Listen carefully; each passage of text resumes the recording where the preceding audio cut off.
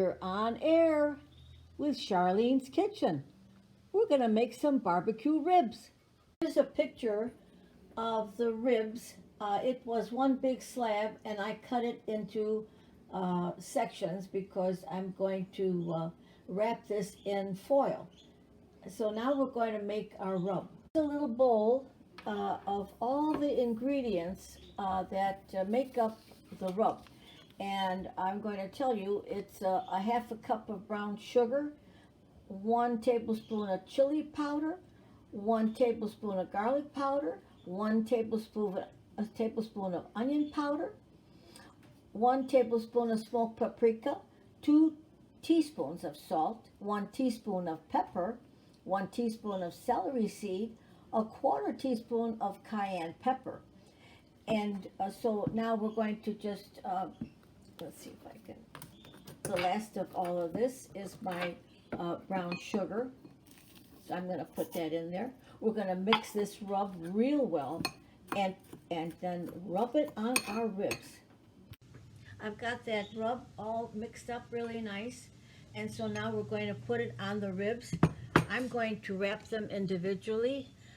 Now I had that one slab was over 3 pounds, believe it or not. So I've cut them in little sections, and this recipe I got from my friend Laurie, and she made us a dinner like that for me and Skip, and wow, we just absolutely loved it. And I said, I've got to get your recipe and make that one night. And I saw these ribs at the store, and in fact it was at Walmart, and they just looked so delicious. So I thought, I'm going to make those ribs, and here we go. So we just rub that all over that meat, like so, and then I'm going to make, I have to rinse my hand a little bit here, or why don't I just do 2 more sections? That would do it, right? So now we'll take all that, rub it on there, maybe get some on the back side, and so on. Let's see, we got one more slab. So they're nicely like so, okay. And we've got one more. Let me rinse my hand. All right, so now we're going to take this and make a little packet, like so. So cut your foil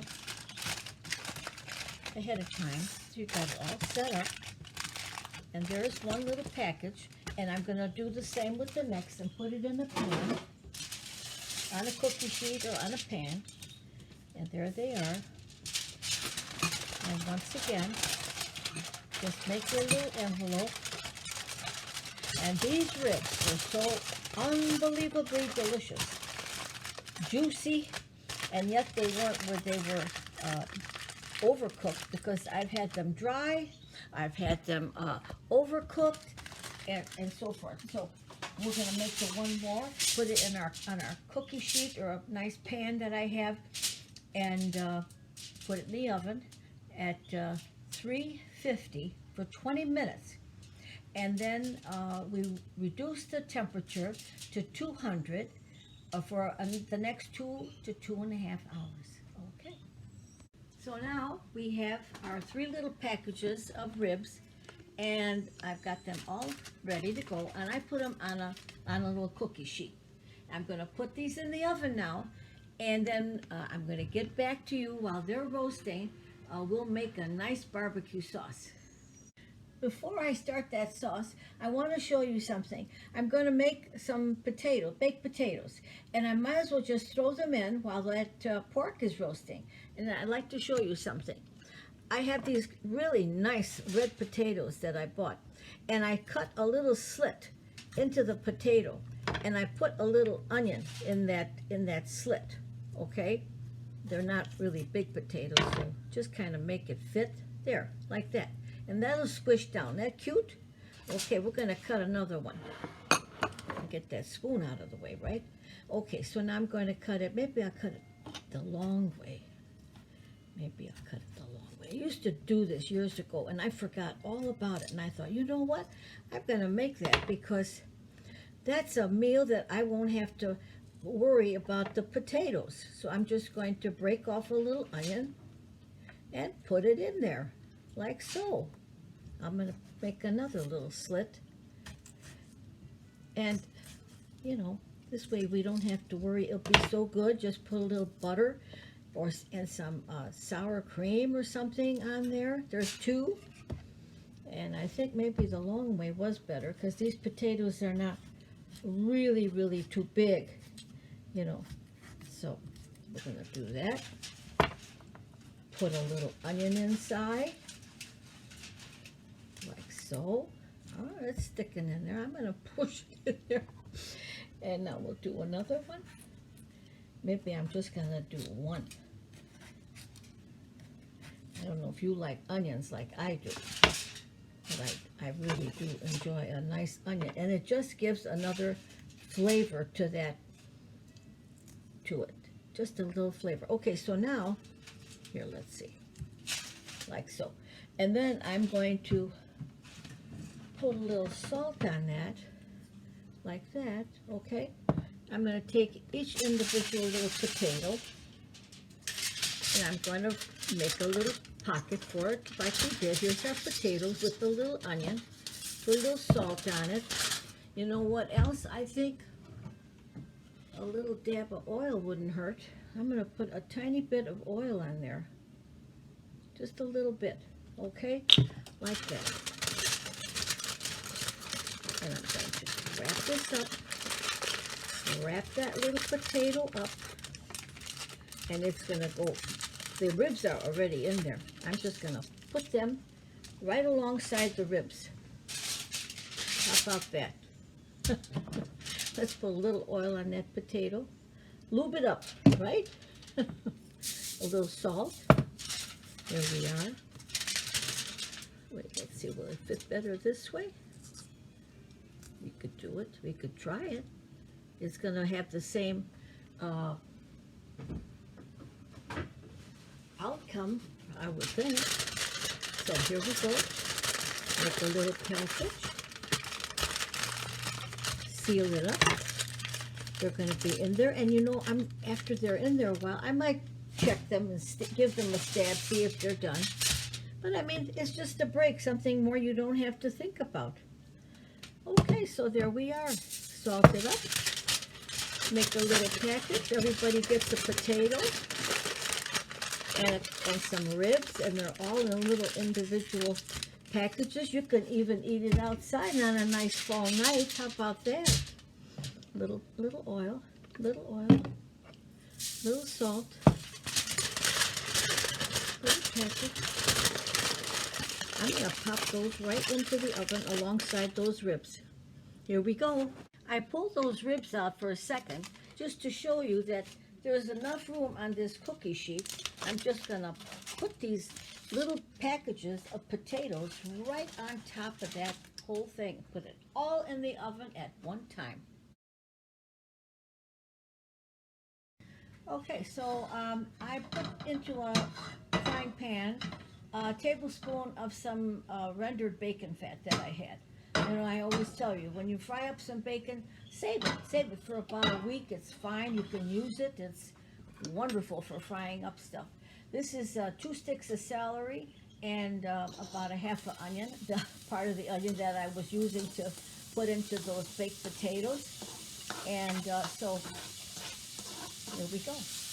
We're going to saute those onions up and add the rest of our ingredients. You want to get them to where they're nice and you can hear the sizzle, and I hope you can see it.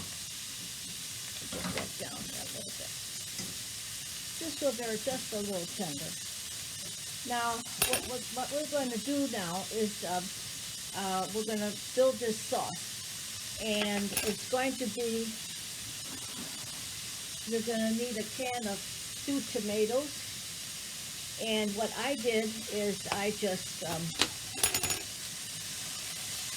I put them in my little blender and get them all nicely chopped up. So they're nice and blended.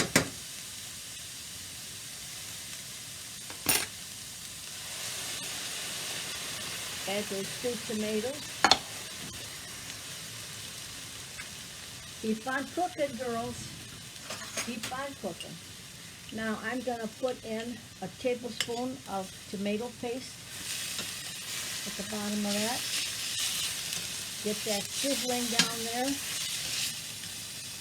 Okay.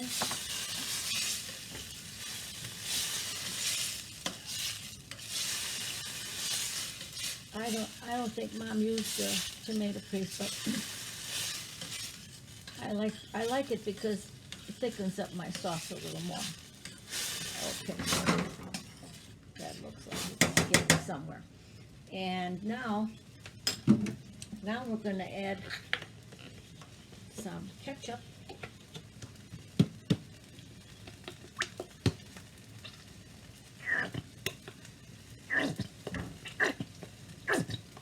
So that's a good half a cup of ketchup in there. And what I'm going to do is add a little water to that, because that was almost done. So I'm going to add the water to that bottle of ketchup. I'm going to add a little bit here. There we go. All right. Let that simmer really well. The next thing we're going to do, we're going to add a little yellow mustard. Wait, this isn't the one. Okay, if I can get this out. I didn't open that other one up.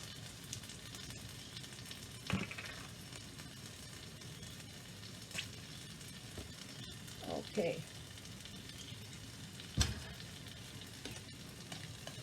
About a teaspoon of yellow mustard.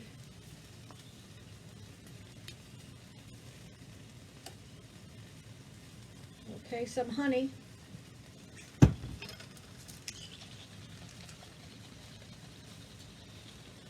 Worcestershire sauce.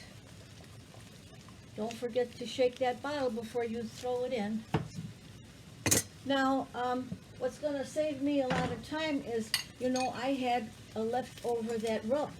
So I'm going to use those seasonings, the brown sugar and all that, and I'm just going to use that in my sauce. And that's going to be my barbecue sauce. Because what it is basically is ketchup and maybe well, I use the stewed tomatoes because I want more of a sauce, So, but the ketchup, and this is a good barbecue sauce all the way around, even if you want to make some sloppy joes. Now, I'm going to add a full tablespoon of that rub, which I think was incredibly good. I think it has a terrific flavor, and it will pick up that wonderful flavor in the ribs. So we'll let that simmer, and I'm just looking at my ingredients. We're going to taste this. Of course, everything was in the rub, see? So I think I'm going to do that more often. Just put all my seasonings together. Let this come to, it's doing really well. I'm going to get my little taster cup here. You know how I always tell you to taste. Ooh, I know what I wanted. I had my lemons cut in half, so I want to put some lemon in there. I don't want that seed. Oh, that's 20 minutes on the ribs. Can you believe that? Okay, hold on now. It's coming down. I've got to turn it down. I'm going to turn it down right now with you here. Its timer's up. So we're going to drop that to 200.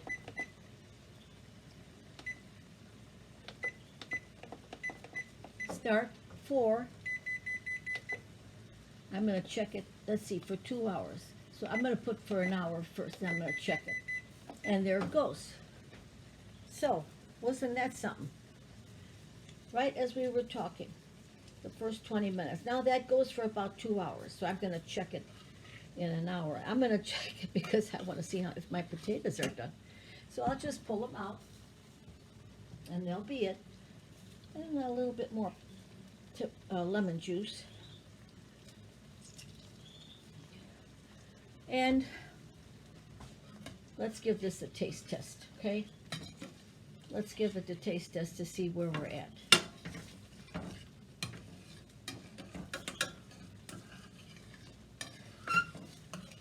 Let's see where we're at. I gotta mix it up good because I just put the lemon in there. Maybe it's gonna need more sugar or more salt. I don't know, but we're gonna check it. Gonna lower that temperature. All right. I noticed on my videos sometimes I stir and stir too long and I yell at myself, oh, come on already, stop stirring.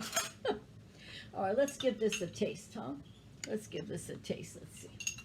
Let's see. This is always a fun part.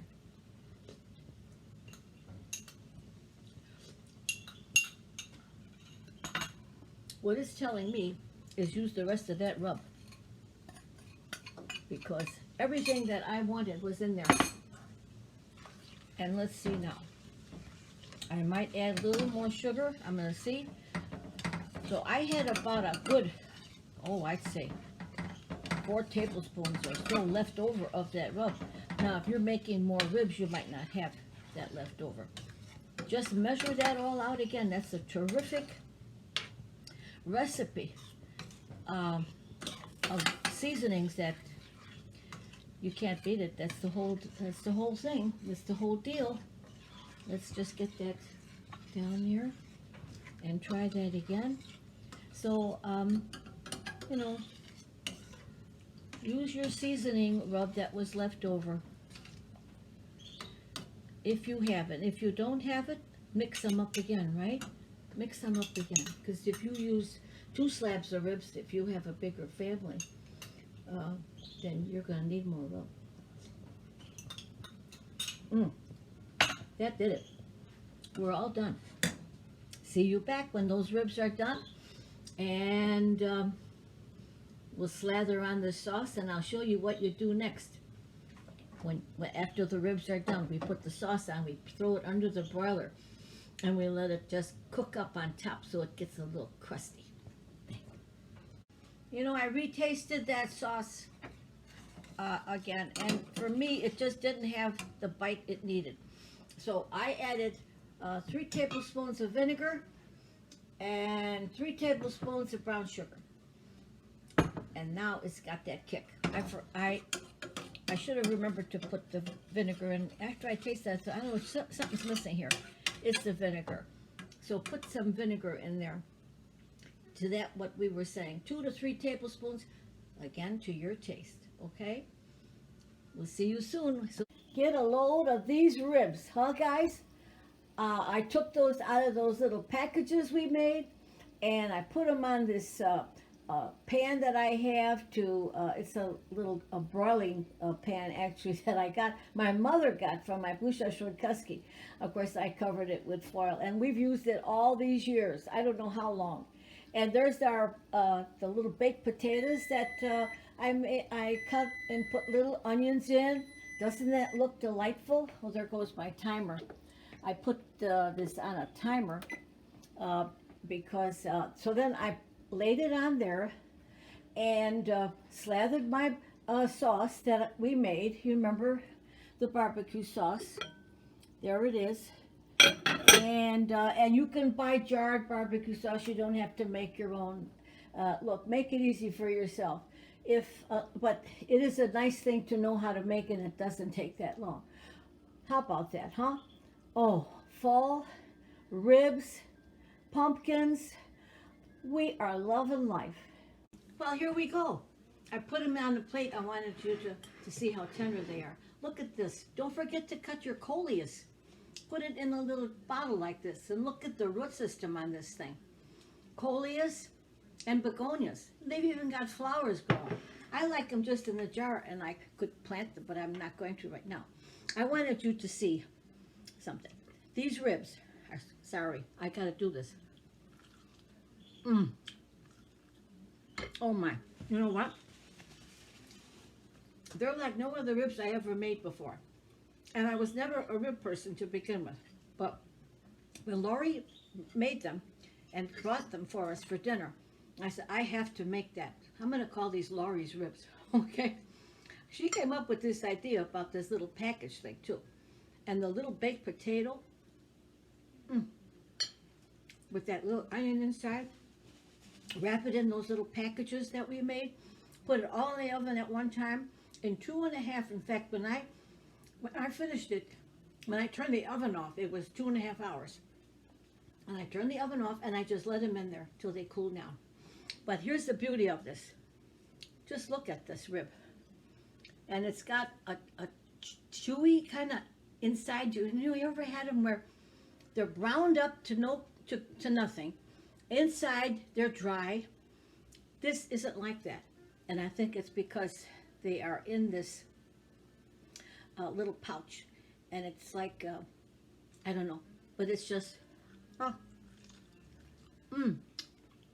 absolutely divine. Make them and enjoy them.